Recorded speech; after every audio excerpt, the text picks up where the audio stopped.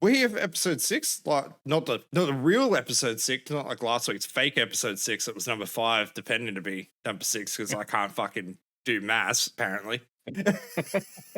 I've done that a few times. I'm here with the average gamer. Average, tell us a little bit about yourself.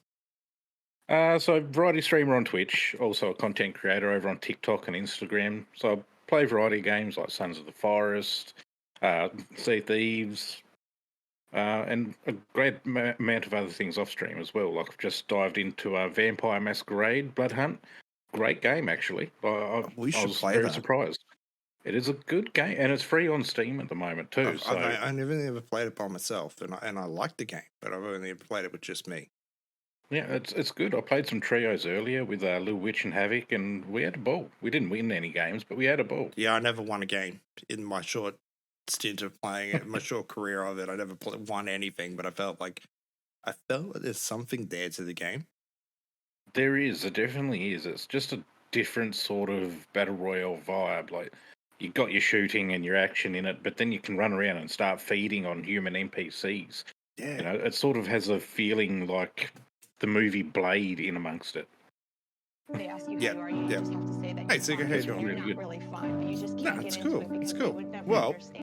let's just smash right into the topics because I like making this nice and short nowadays. Since over Fair the enough. last 6 episodes, we've managed to I don't know, having Dom on a little bit and him be doing the basic blokes. He's Yeah, giving me some things just like streamline this thing nowadays. that's good. But the first topic of tonight would be Hogwarts or Harry Potter. You Right. couldn't play Quidditch in Hogwarts Legacy, and now it's coming No. out as its own game. So this report comes from Kotaku, following the controversy of the open world crockpot that is Hogwarts Legacy, racked up over 250% of Warner Brothers predictions. A new game in the Wizard series has been announced, Harry Potter Quidditch Champions. That's exactly what it sounds like. It's a multiplayer sports game about Quidditch and the Harry Potter universe equivalent to football. The game was rather unceremoniously announced by Warner Brothers in a tweet because nothing says scrambling to capitalize on a recent hit quite like throwing out the marketing plan. Mm. So, I mean, it's kind of. Don't get me wrong. I appreciate the fact they're bringing out a Harry Potter Quidditch game. Yeah. Like, I love the sport of Quidditch in the movies. I think it's great flying around, throwing the balls around. You know, your seekers and all that sort of thing, and the golden snitch and things like that. But I feel like they would have capitalized more if they put it into Hogwarts Legacy. Like, not only are the graphics a little bit better and a little bit more realistic and closer to the movie, but like they could have had more paid DLC options, I feel. yeah. Because they could have been like, okay, you're playing Quidditch in Hogwarts Legacy, you have your team, so on.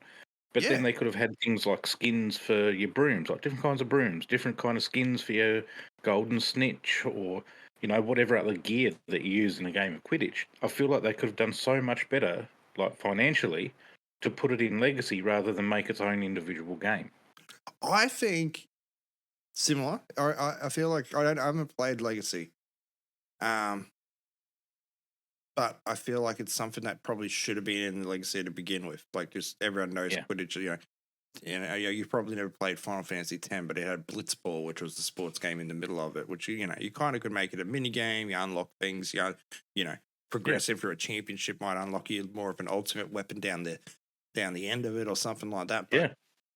at the same time, it kind of feels like it is a money grab at the moment. You could bring this out and there is no release date. All we know is it's coming to PC and some consoles, which I'm gathering is just all the major ones. It'll be on Probably. everything. Yeah. I have a feeling this possibly could be a free-to-play game, and it's going to be heavily monetized. We're talking skins, like you just said, skins and different brooms and the rest of it. Like, I feel like they're going to put all that into a game, knowing that the fans will spend ridiculous amounts of money on it. Mm. I'm interested to know how it plays as well, because I don't Yeah. know. It's it's a 3-dimensional sport, really. It's up, down, left, right, and you're in all planes. So I'm interested to know how it actually ends up being played. I guess. Mm. I mean, it could Well, be a new esport. It could be. I mean, the older version of Harry Potter Quidditch was a great game to play back in the day. It was Oh, I fun. never played it. It was really good. It was I don't know if I'm to say I can't remember what console it was on. It was so long ago, but I Probably think it was on PlayStation 2. PlayStation 1. Either one or two. But Yeah. the Everything's on graphics were PlayStation that 2. yeah, the graphics were that sort of level, and you had glow in the dark rings that would be the goals and things like that. And it was a fun game, and I'm sure this will be a fun game too, especially having the online multiplayer capability. Yeah. But I feel like as I said, it could have been done better in Legacy, even though sure it was removed because of the delays and things like that. But surely that would have given them more time to put it into that game and give it more playability, being a higher grossing game. Yeah. Yeah. I I mean, mean, hopefully J.K. Rowling stays out of it after all the controversy and everything that came up to release in Legacy with the transgender community and how everyone was just so much hate, especially towards creators as well who played the game. Hopefully she stays out and she's nowhere near the game, much like she was with Legacy. Like she had nothing really to do with Legacy besides having her name attached to Harry Potter. yeah, I mean, there's probably some form of royalties that she receives No because doubt. it's It's Harry Potter. essentially coming from her thing, Yeah, So, yeah. other than that, I'd assume that she'll stay out of it just because of the amount of hate that would come out from the trans community and LGBTQIA plus community. Yeah. So hopefully she does stay away from it. If she doesn't, it could be detrimental to the label of the game and the game itself. It could be. It could be. Absolutely. Segueing a little bit here into someone who probably does need some of that royalty money. Gary Bowser is on his way home to Canada, but he's still on the hook to pay Nintendo $14.5 million. So this is from The Verge. So console hacker Gary Bowser, who is getting released from federal prison after spending 2 years behind bars, is currently in the Washington Detention Center awaiting his return to Canada. So I'll give you a little bit of backstory on Bowser. Bowser ran a website. His role, he was charged and arrested for fraud back in 2020 for his role in Team Executor, who made a lot of mod chips for the 3DS, a lot of the classical consoles, and that. He was living in the Dominican Republic at the time, Right. and he was extradited to the US to serve his 40-month sentence, but it got cut short due to good behavior. He still owes in restitution to Nintendo. He's agreed to pay $10 million to settle the privacy lawsuit by Nintendo. And then he owes another $4.5 million to a separate federal court, also with Nintendo. So far, he's paid back a whopping $175. I believe he's part of probably it. been selling commissary in prison to cover that cost. I'll give you 2 packets. I'll give you 2 cigarettes for anything. Give me, what do you pay me for some smokes? Apparently, a part of him coming out, though, he is, for the rest of his life, he will be paying this off for the rest of his life. There's no way that about absolutely. it. I know I'm got nowhere near $14.5 million to pay out something like this. So 25 to 30% of his yearly salary has to go to his debt, according to the court. Wow. Well, he didn't make, chunk. From what I remember, he didn't make the mod chips. He just ran the website that facilitated these things. But it was in that period of Nintendo was going after someone. They got a group of people. Like this is when they were hacking down hard on their ROM side of things. That's some major money. I mean, it hasn't deterred anyone from it, though. However, a lot of these, ROMs still exist. Yeah. The emulators still exist.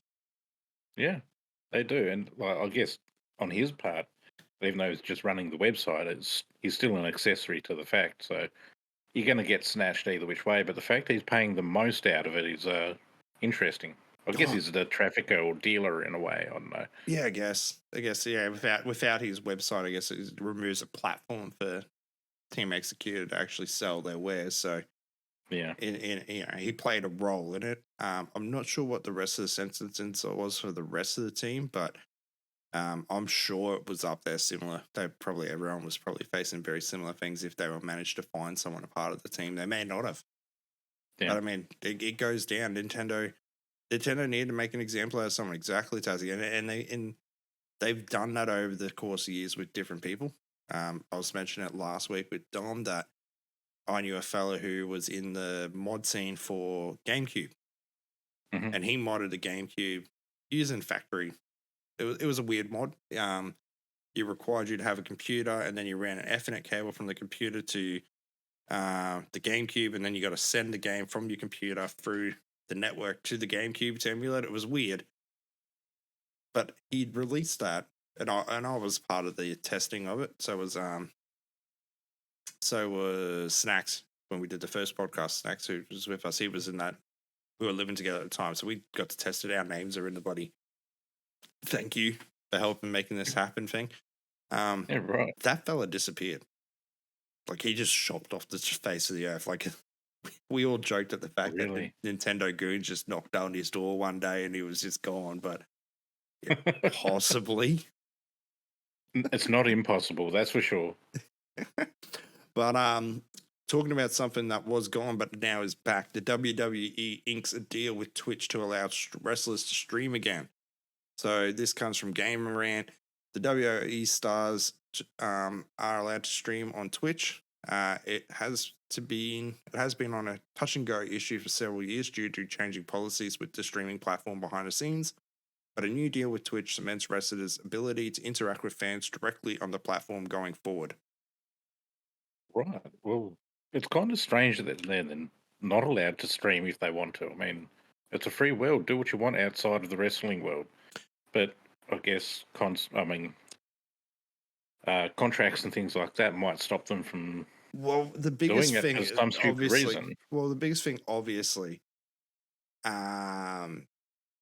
was around their names. So they don't own their names. They're cameos, True. they're wrestling roles. So they this was all halted back in 2020 when the company effectively barred wrestlers from using Twitch, Cameo, and any other third-party platforms under their ring names, leading to reported frustration among the roster as this was during the height of the COVID pandemic. So everything was COVID was in lockdown. Obviously, everything was hard to do.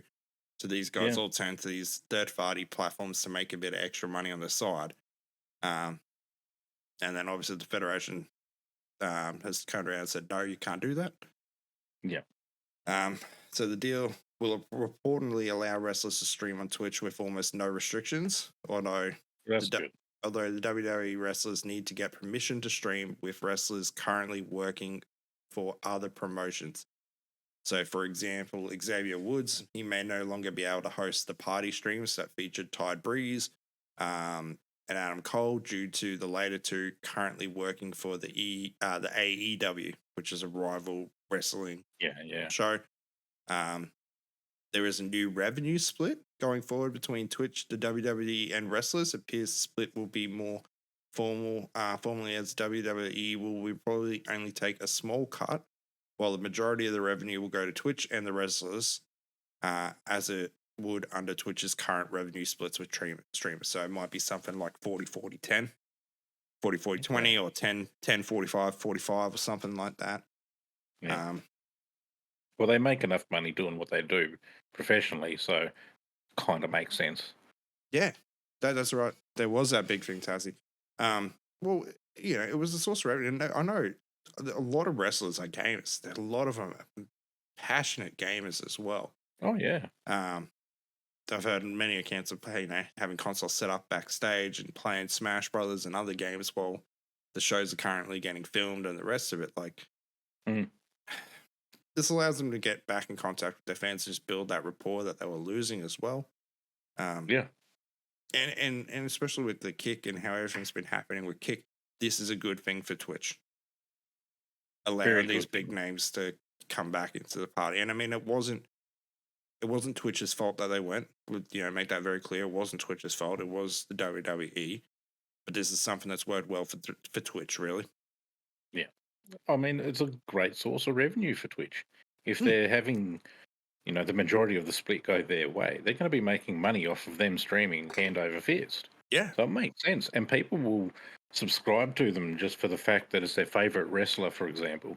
So it makes absolute sense. And it's a great thing to be allowing and to be doing. Yeah. No, I look forward to it. I'm happy that more people are getting their rights back to be able to do this type of content and be a bit more creative with the names. Definitely. I don't know if I don't know if anyone ever looked at it. I think it would probably be weird if they streamed underneath their real name or another alter ego as such, because there's probably something to do with face look or something. You know what I mean? Like, Yeah. it probably hard, but I mean, even if they did stream underneath their real, government names, if you will, their fans would still know who they are because they're diehard fans. Like we all True. know The Rock, Dwayne Johnson. Yeah. For a prime example, we know exactly who he is. He works so very hard to drop that rock too from his name nowadays. You know what I mean? All his movie, he just wants to be Dwayne Johnson. He doesn't want to be the Yeah. Rock anymore, but it lingers on him. It'll stick for his entire life. It'll stick. There's Yeah. nothing you can do.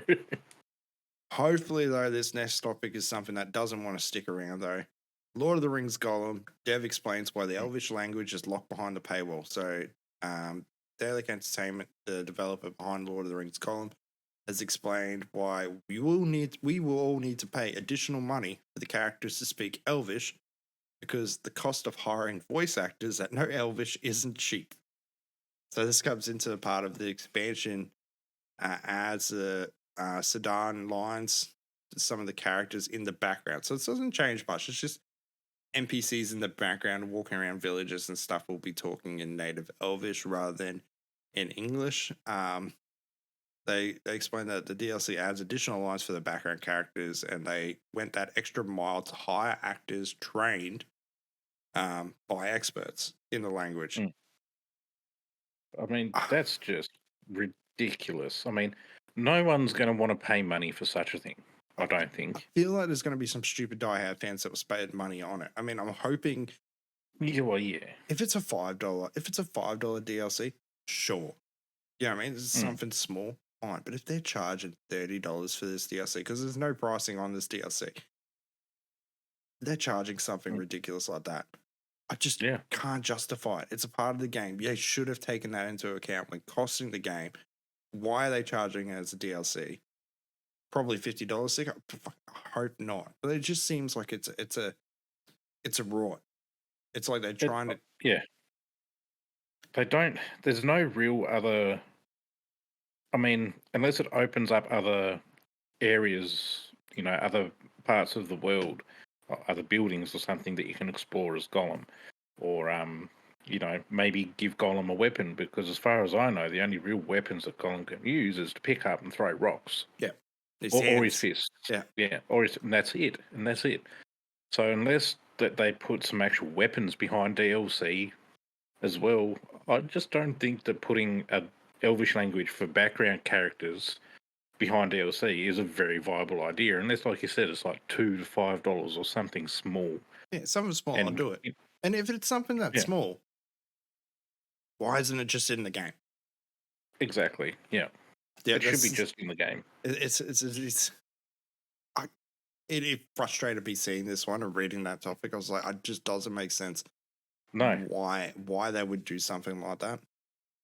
It's absolutely absurd. Like, as you just said, it should be just in the game anyway, because it's part of that world. It's what Lord of the Rings is. Orcs would speak Orc, Elvish would speak Elvish, and Hobbits would generally speak English. Well, that makes me wonder: are they going to charge any extra for anyone else? Because there is different dialects across all the region, right? Like, what are they getting? There's even dwarven language. Yeah. So what are they going to do the same for that? Are they going to do it for every language that's in the Lord of the Rings? Is there a dragon in the game? Because dragons have their own language, like their own tongue too. Yeah. Well, there was dragons in The Hobbit. Yeah. So maybe, I don't know, they might include that somehow and be like, no, you got to pay for the dragon. But if they get away with this, is this opening other studios up to do similar things? I really hope not. I hope that no one lets Warner Brothers get away with this. Well, DLC in general is becoming a real trend amongst game developers. Yeah. A lot of game developers are releasing a game free to play, but then almost everything else you want to get in the game is paid DLC. So, Yeah. how I mean, ridiculous that I'm all gets for games that are will free to vary. play. I'm all for Yeah. games Oh, that are yeah. free to play, and then having the Definitely. DLC thing. That's a way of them making a revenue and explain the cost. I'm cool for that. I am Hmm. cool for microtransactions are taking over, but DLC used to mean something. I guess was the best way to it, It and that's it back did. when the words were expansion pack. Yes. But before it evolved to what is DLC, it was expansion pack. Mhm. That was worth it. Battlefield used to do expansion packs where they would like seasons, new expansion pack would be $15, but that would be 6 maps, a few new guns, etc. It wasn't New vehicle skins and things. yeah, Yeah. and that's an expansion. You're getting a whole lot of extra content for that money, which is obviously a whole lot of extra work, which is why you're spending that money because someone's actually spent the time to do it. Mhm. Something like this would have been one of those things. You either leave it you have it in the game, you absorb the cost, or it comes off your bottom dollar because I don't know how much an Elvish speaking person Mm. costs, but I'm assuming it's not a ridiculous amount. Oh, surely even the most diehard Lord of the Rings fans wouldn't be like, oh, $50 for Elvish language, gotta have it. Yeah. Like, no one's going to do that. Like, it'd even be questionable at $5. Yeah. Because it's, as you said, it's background characters, and it's not even necessarily main characters. So I think it'd probably even worse. It was a part of the main game that was just locked away at that. Like this character's Elvish, you can't speak to it because you didn't buy it. It's like, wow, that would hurt. yeah, well, I don't even think the game in general will last long because, quite simply, it's just a crawl around, eavesdrop, throw some rocks or punch some orcs, crawl around, eavesdrop. And that's all it seems to be Kind of from the like game an clips that I've seen. Assassin's Creed. Yeah, but without the leap of faith and the cool outfits and the blades. What happens if they gave him a leap of faith?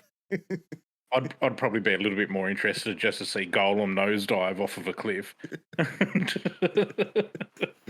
think everyone would be. Yeah.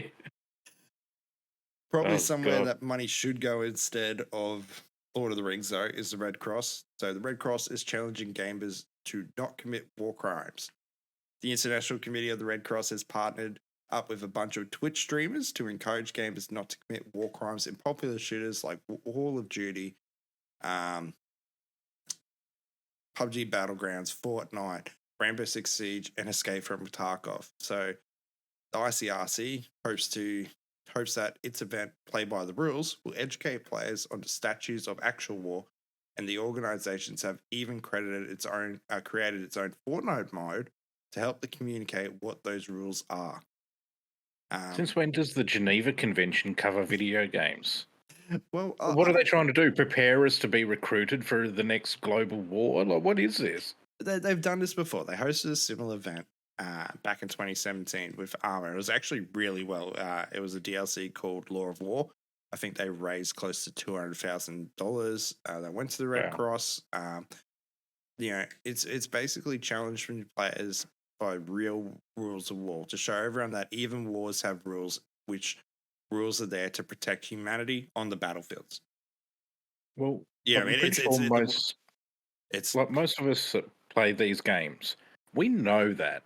I don't think most of us know. I think us older gamers understand that, but a majority True. of people don't. They see it. You saw it when Russia started attacking Ukraine. The amount of people like, yeah, let's just go. And you saw those videos of COD players wanted to join in and join the war, and they think it's just run and gun and shoot and stuff. So like, Yeah, no. so part of the rules, the really simple rules. There's no and it works. Like I could play Tarkov like this, no problems. No thirsting. So that's don't shoot downed or unresponsive enemies. If you responded, called out to someone, they haven't responded, you can't shoot them. No, you can't walk up and start teabagging them in the middle of the battlefield. Yeah. You can't target non-violent NPCs. So an NPC that doesn't attack you, you can't shoot back. Yeah. That's pretty fair. No targeting civilian buildings. So that's basically opening up on a civilian building, whether it be someone inside a house or something like that. Mm-hmm. And use med kits on everyone. That's even your enemy. So if you've injured an enemy, they're not firing. In real life, you are to help that person. You can't just let them die. I think it's interesting. As I said, most people should know that there's rules in real life that protect the humanity on it, but at the same time, Yeah. it does help bring. Doesn't include all games, all only shooters. It seems like they're only targeting shooters at the moment, Milk. Yeah. But Um, It's getting beyond a joke. I mean, the ability to have common sense, I feel like, is starting to fail a little bit. all right, throw it out to you. I think it would be really fun to actually play Escape from Tarkov with these rules. I think it would actually increase the immersion Yes. in Escape from Tarkov because, it's a post-apocalyptic war kind of, because it's PMCs and bears versus these scavs, or Yeah. I'm not exactly. So it's bears versus USEX in it. Scavs Yeah, are just that's right. Scavs Yeah, are that's just right. like a third party in that. Yeah, they're like the looters, aren't they? That's right. But But yeah, I feel like it would help with the immersion of that game because it is a realistic shooter. Yeah. So it could really actually, and it might even stop some of the bullshit times that I've been killed. it might. To be honest, if you haven't already, try and communicate with people in Tarkov. I've done it before, quite a bit. You'd be Yeah. surprised the amount of times you can get out of combat just by talking to someone before it actually starts. One experience that I just recently had, I accidentally went into the game and it wouldn't let me back out. I was very ill prepared. Yeah. And I started getting shot at and I was trying to speak to this dude. I'm like, whoa, take your time. Like, calm down. I'm ill prepared. I came in by accident, wouldn't let me back out. Next thing you know, dead. Yeah. It's like, wow. Some people will War talk. crime. Look, some people are dicks, let's be honest, but I've had a fair few. I've had a fair few really good experiences in it. They're having it. Like I ran into a guy then. We were scavving. Mhm. Yeah, we were scavving on interchange. Had a good chat with the fella. It was nice. Few raids later, I'm playing with a mate. We come into part of customs, the old gas section, so we're fighting around that. He's killed my mate. I knew where he was. He kind of knew where I was. I've just opened up communications going, hey, mate, look, I don't need to kill you. You don't need to kill me. I just want to get my mate's gear. You can have his dog tags if you want it. I'll let you go on your way if you let me go on my way. Turns out it was that fella that I met as a scav. So then, so it's like, hold on, I know your voice. We had this good chat. And it was, there are those moments that you can have in Tarkov where it's just shit is like that. I've had it multiple times in fights where fights have gone and then halfway through the fight, someone may have been killed on the opposite side. Pause for a second. Hey, do we want to have this fight still or we just want to part our ways? Yeah. It's most of the time it's worked out. Yeah, okay, cool. Look, I won't shoot at you. And I mean, obviously there's a level of tension there. You don't know who to trust still. Oh, no. But it does work sometimes. Definitely. And I've seen those streams of yours where that's happened and it makes for a bit of a good laugh as well. Yeah, it does. Everyone has a bit of a joke. We're all good. Yeah, that's it. Something probably good. I know I'm still on the fence about it. New Diablo 4 merch hints at unexpected 6th class. So this comes from Gamer Rant. Diablo 4 just released a new piece of merchandise that might hold a hint of a 6th class coming to the game. If the clue is correct, the 6th class might be an unexpected new addition to the franchise's cast.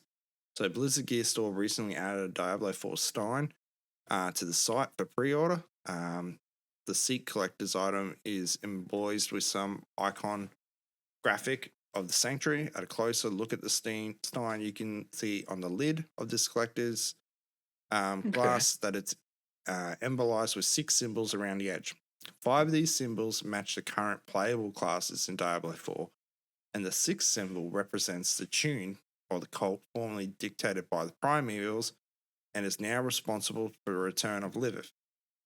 This could be a clue that the 6th theme is around the Triune and could be coming to the future, such as a Warlock or a Death Knight.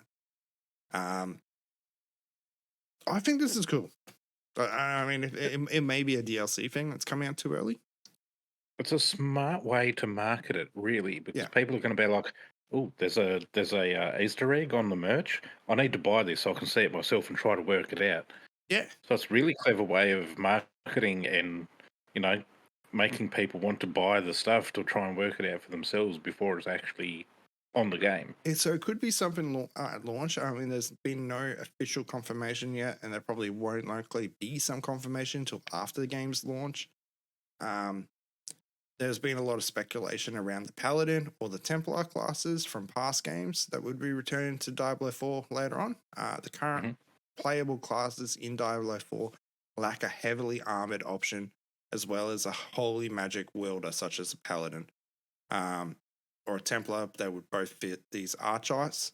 A Death Knight Right. or a Hell Knight would be an unexpected addition that would also fill this archetype and introduce an original class that would better fit for the darker tone of Diablo 4. Right. So Paladins and Templars are some of the most popular classes in Diablo's history. So taking a dark take on this archetype could be quite exciting. Could be, definitely. I mean, I don't know too much about the Diablo Have you played? franchise Have and you their played? games. Haven't really played much of a Diablo before. I've never played it. I've watched a few people stream it, but that's about as far as my knowledge goes. Um, but yeah, it looks PoE. interesting. If you ever And, want yeah. to try something like a Diablo, PoE. I suggest. Okay. It's free to play. It's on Steam. Doesn't take much to run. It's basically Diablo 2. The Diablo 2 type of game. You just choose your character, run around, skill them up, kill stuff, get gear, skill up, kill stuff, get gear, skill up.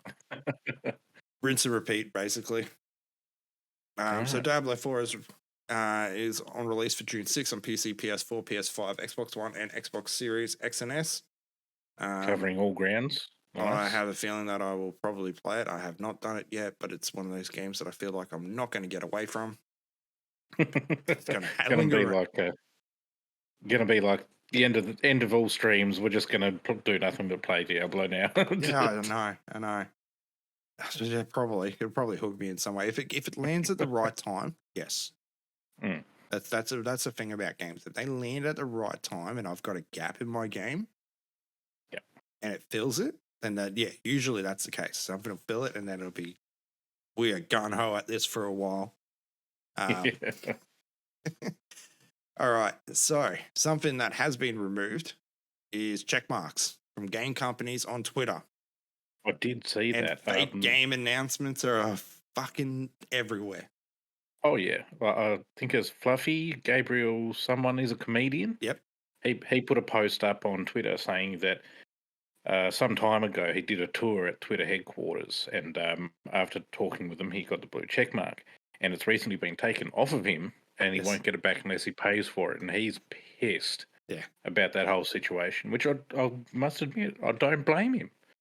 Well, it seems to it. Like coming out of the blue check mark, I'm hearing people over 1 million followers and a lot of celebrities getting it for free.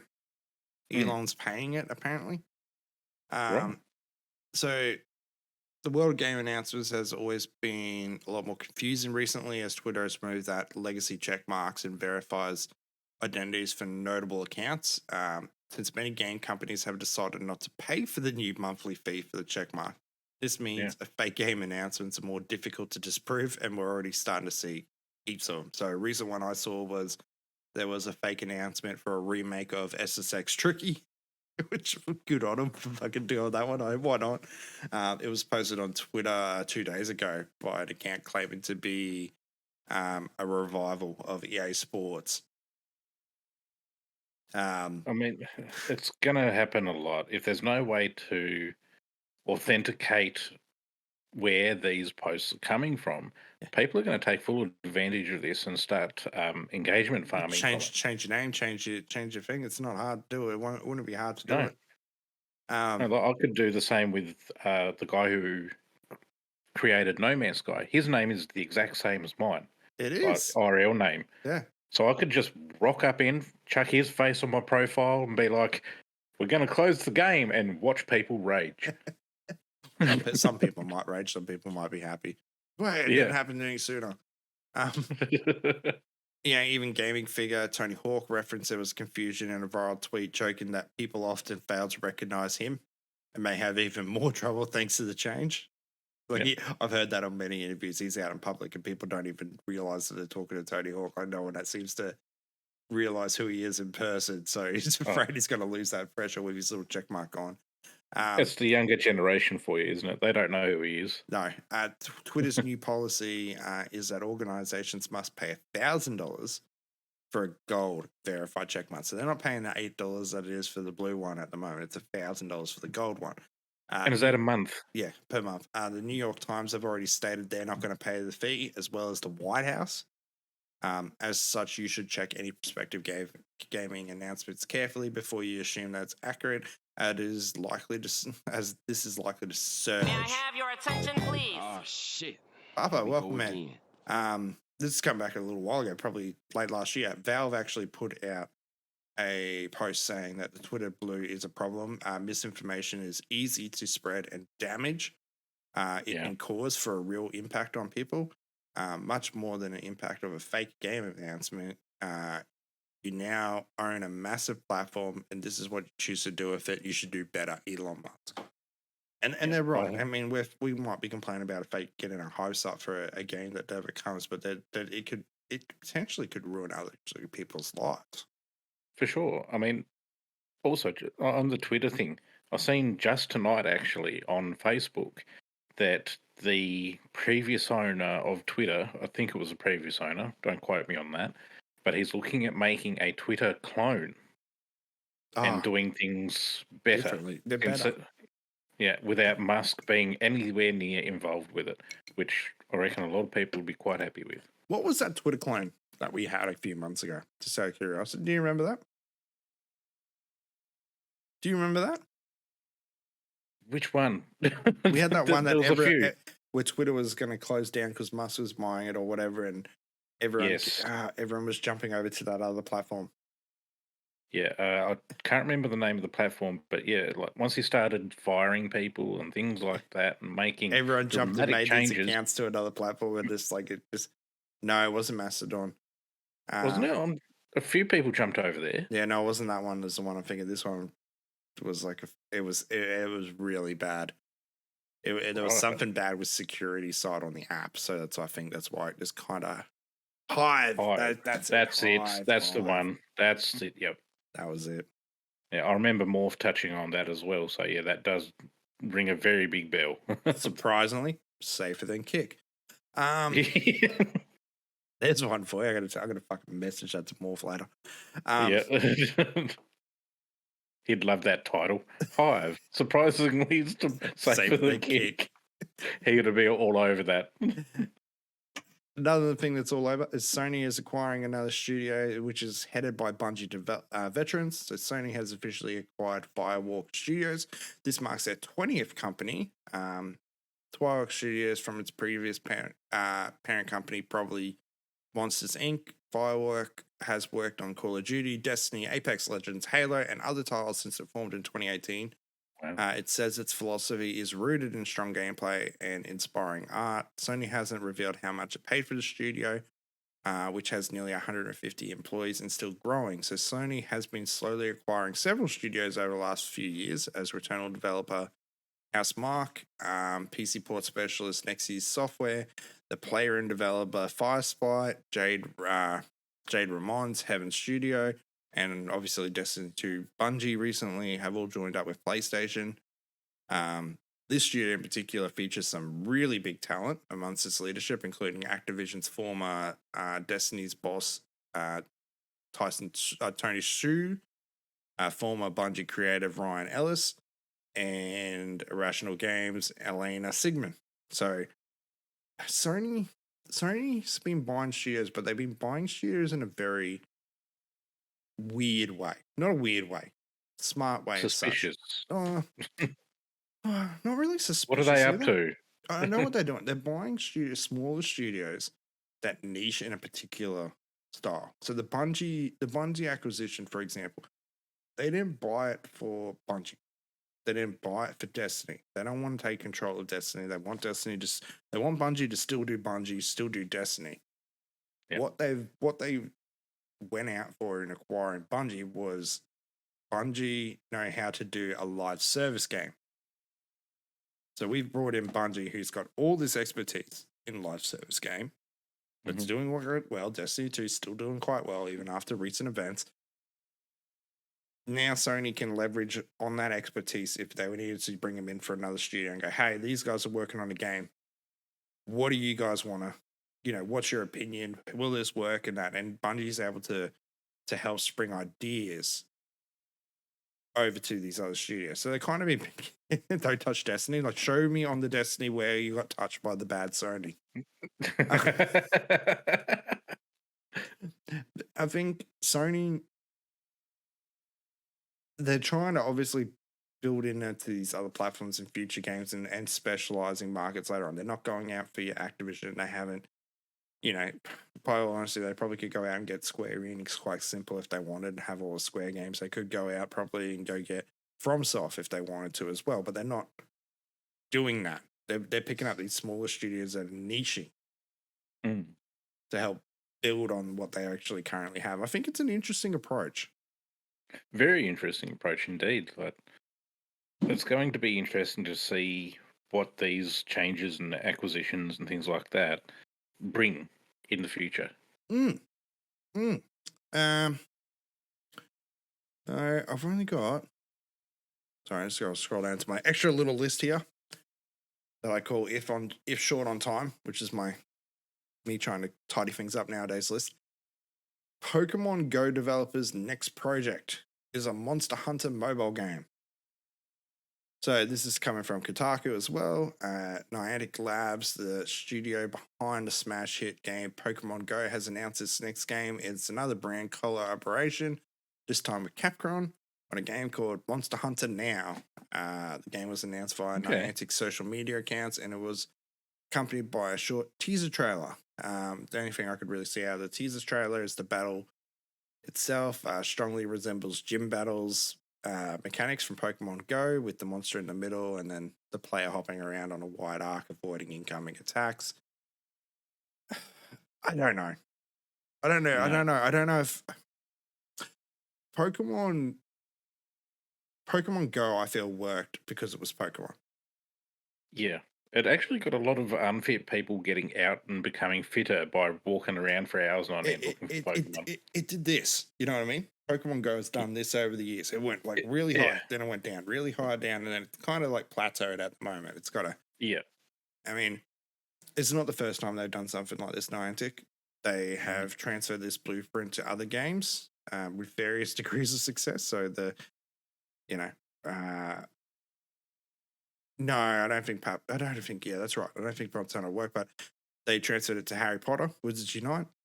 No fucking clue how that game's going nowadays. I'm assuming it's going okay. There was Catan, World Explorers, which obviously was just pretty much a resounding shrug. Like, everyone just kind of went, meh. Sit down, shut the fuck up, and drink your damn juice box. They did do the Harry Potter game. Well, they also had the Transformers Heavy Metal. That failed at launch, that game. Yeah. That failed it for launch. What do you think? Do you think there's room for another one of these mobile games? I think they should have just left it. I mean, there's always room for improvement. Thank you, Mel. But sometimes things are better left alone. Yeah. I did try Pokemon Go, but I'm not a huge Pokemon fan, so I put it down pretty quickly. But the local Pantheon, the capability to have a mobile game in hand while you're a passenger in a car or sitting on the plane or something like that. I remember when they brought in the update so to handy. Pokemon Go. They used to be able to use it in a car and drive along, and then they had too many incidents of people on the news getting reported, so they had to update the GPS and out flags just saying, "Hey, you in a car driving?" Yeah. I mean, many accidents happen. I fucking did that. Even people walking were getting in car accidents. They were just walking out into traffic, not even knowing that it was happening. Yeah, that was it. I mean, I recently got back into Pokemon Go not so long ago, but I've since completely dipped off it again. So, well, the last one I want to talk about here. You drive. That's it. How are you going? Us? Are you driving? Then you go, no, I'm a passenger. keep sweeping. And then you time it. Okay, I'm giving out terrible advice here, but what you got to do is you look at the map up ahead, know when your checkpoint's coming up, then you click on it just at the right time and swipe it so you can hit all your checkpoints as you're going. It just collects Pokemon at 100 kilometers an hour. So, probably the last topic I want to touch on here is a realistic body cam FPS game is causing controversy on social media. So, this is on everything, but this one probably comes from Game Around at the moment. The first gameplay trailer for developers Drama's tactical body shooter Unrecorded has many gamers divided the game's realistic visuals and police-centric storyline. The visual stunning shooter is one of many recently announced Unreal Engine 5 games with visuals designed to replicate footage from a camera. So the first clip was about 6 months ago. I remember this. It was on Twitter. Alexandra put a post up. 720p. It was rough. There was a bit of talk, but I think maybe the pixelation of Twitter kind of helped that. Helped it. But 6 months has gone since then. Nothing really came. He's come back out this time, putting it up on a 1440p, 60 frames per second video on YouTube, and then that's obviously just catched on and gone gangbusters viral. Oh, it's gone huge. I mean, just the fact that it looks real. Yeah. Like you can't really define that it's a video game. It looks just like a police officer's body cam footage going through an abandoned building. It looks fantastic. So a lot of people said it wasn't real. First off, I would say that the map that was used is actually an Unreal 5 asset. Anyone can download that map and do it. What it happened to be was just the view angle is completely different to what we're used to, being that lower center of chest rather than eyes. I had a big conversation. I'm just bringing up my phone, which I feel rude, but I had a big conversation with a friend about this because we like to talk about a fair bit of this. So some of the interesting parts that I could see pulling apart this trailer and from what I could tell in investigation was that all the hand movements are not motion captured like most games. They're actually keyframes. So every frame is actually keyed. Wow. So that's how he's able to get some of those animations done. I would say the gun kind of moves without the camera moving straight away. So this was a tactic that they used in an older game called crap, now I've forgotten my game. Hold on. I got a reload fucking conversation that I wrote. Time Splitters. So they had a thing called Dead Zone input. So you could move the gun. So say your screen was this screen and this is the center. Your view angle isn't going to move until it hits to a certain point. So between here, the gun's going to move, but not the screen. And then once you go past, that's when the screen starts playing catch up. That could be one of the tricks that they're using. It makes sense. I mean, because you think real life, you're going like this. You're not moving your whole body like this. No. But I mean, for a lot of people, exactly. Time Splitters. What's the shit? You can play that in 4K if you didn't know. I can't remember the game. It is actually built into another game with a HD 4K up reboot inside it. That game actually was sat around for about 4 years before people realized that the full Time Splitters game was actually inside this other game. If you actually went looking for it, it was really, really cool fucking Easter egg. They're not new graphics. It's something that's pretty general. It's called Gaming Sphere. We've kind of put it down to they're probably running a little bit of procedural. So checking on a couple of the things I could see, there was a couple of instances where the hand came away from the gun, but it was stayed with a closed grip, not natural. So there was a couple of keyframes that weren't properly animated. Like you had to slow it right down to see it. They had him kicking down a door a couple of times. It was the same animation, whereas some of the gun movements and hand movements, I feel there may be a bit of procedural generated extra onto that. So it's kind of going to give its own feel every so often. Not it's going to exactly done. They also blur the faces in that game. I did notice that, which I was like, well, I kind of would prefer it if they didn't. Well, police. So the idea of this, drawing and tell from the storyline, it's you're the police officer under an investigating case. It's all single player. and you're going back through your body cam. So you're playing your body cam, so you're actually watching back what was on your body cam. I mean, And even when you're still, when you're looking at police camera footage, the chest cameras, they tend to blur the faces. yeah, but that's edited, isn't it? It's not They automatically do it. generated. No, they do it after. But Yeah, they do it after. But that's the idea of it. You're watching this after footage where they would have blurred all the faces.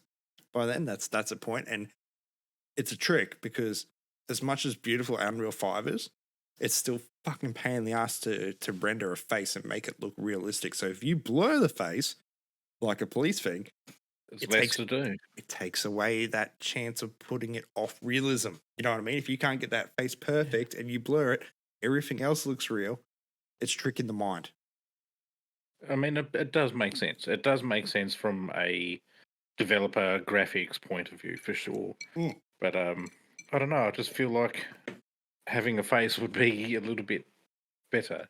Yeah, I get it. That's just me, in my There opinion. there will be faces in the game. They're going to be around the cutscenes and other bits and pieces. It's just not on the Mhm. body cam parts. They're going to have the faces. I also feel like they're probably going to have a fair bit of what they call auto aim involved because the angle, some of the scenes didn't look like the crosshair completely lined up where it needed to shoot the body. So there's probably going to be a good chunk of auto aiming hidden in there to make it feel like you're hitting. But because the gun Yeah. quite moves around quite a bit in that video. But I Well, mean, I did notice that he peeks around a concrete wall at one point, which I feel like is where that would come into play because you can't actually see around the corner when the gun's around the corner. yeah, exactly. I mean, I've been playing. You saw me play that VR game, VR Yeah. Tarkov the other day. That was weird trying to get used to that peeking corners. I and bet. I bet. Fucking so useless I was at that thing. Still fucking remember dropping my magazines in the gun. I felt like I was a fucking idiot. Hold on. wait. Just don't shoot. Give me a Don't minute. shoot. Give me a second. Let me find my magazine. I guess there's a lot of real world controversies around policing in America. Will this impact unrecorded sales upon release? Don't know, possibly, but judging from the responses to the trailer, it's clear that some players would prefer to avoid stepping into the shoes of a police in video games if they were given the choice. Yeah, I mean, that's just opinions like any other game from any other audience. People are going to like it, people are not going to like it. But I Yeah. also do recognize the whole police issue within America and things like that and why people might not want to. Yeah. So I do understand why. I do too. I mean, it's a touchy subject. I understand it.